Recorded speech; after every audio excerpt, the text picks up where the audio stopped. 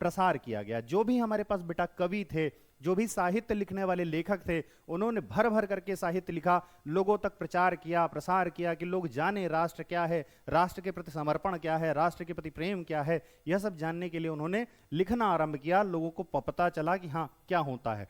भारत माता की छवि रूप लेने लगी।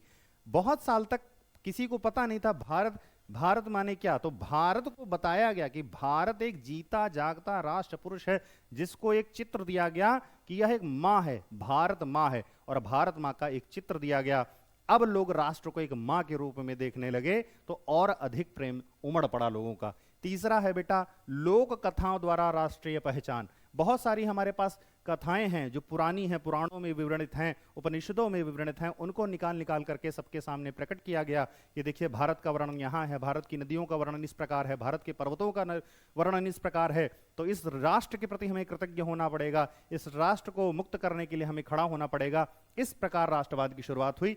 चौथा है बेटा चिन्हों के द्वारा प्रतीकों के प्रति जागरूकता बताई गई। जैसे हमारा झंडा, जब हम ध्वज बनाते हैं बेटा, तो आपको पता हो ध्वज में ऊपर की ओर नारंगी रंग है, बीच में श्वेत है और नीचे हरा है। नारंगी जो है आपका त्याग का प्रतीक है, शांति का प्रतीक श्वेत है, और हरियाली का प्रतीक या समृद्धता का प्रतीक है कृषि में सुधारों के लिए। और साथ में यहाँ पर अशोक चक्र बना हुआ है बेटा, जिसमें 24 तीलियां हैं। तो इन सभी का महत्व है, इस झंडे से भी हमें प्रेम है बेटा। और साथ में बताया गया इतिहास की पुनर्व्याख्या। जो अंग्रेजों के द्वारा बेटा इतिहास लिखा गया वह झूठा इतिहास है, उसमें बहुत सारे कपट किए गए कि भारतवंशी लोग भारत के प्रति घृणा करें, अपनी छोटी सोच रखें। लेकिन बहुत सारे लेखकों ने यह कोशिश की, चाहे वीर सावरकर जी हों, चाहे अन्य लोग हों, इन लोगों ने कोशिश की कि नहीं, भारत के सच्चे राष्ट्रवाद को समझाने के लिए इतिहास की व्याख्या करते रहना आवश्यक है। तो बहुत सारे लोगों ने अपने लोकल स्तर पर भी काम किया और इतिहास भारत का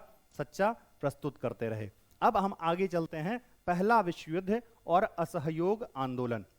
इसके बारे में बेटा हमें जानकारी लेनी है, तो ध्यान से आपको पढ़ना चाहिए। सबसे पहले आप जानिए कि पहला विश्व युद्ध हुआ कब था। तो पहला विश्व युद्ध बेटा जो स्टार्ट होता है, मैं आपको बता देता हूं, ये स्टार्ट होता है 28 जुलाई 1914 को यह स्टार्ट हुआ और 1918 को यह खत्म हुआ जाकर के।